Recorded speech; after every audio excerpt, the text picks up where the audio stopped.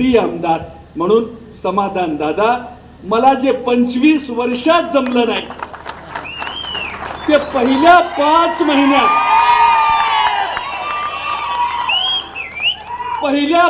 महिन्यात करण्याचं काम त्यांनी केलेलं आहे. मी फावड्याने खणत होतो, त्यांनी पहिल्यांदा जेसीबी लावला. नुसता जेसीबीला नाही तर पुन्हा पोखलान लावून त्यांनी काम केलंय. माझ्यासारखे 10 ढोपळे घातल्यानंतर एक समाधान दादा होत आहे. 7-12 फाटोस तर हाच आपल्या तालुक्याचा आमदार आहे. म्हणून बर कशालाच कमी नाही.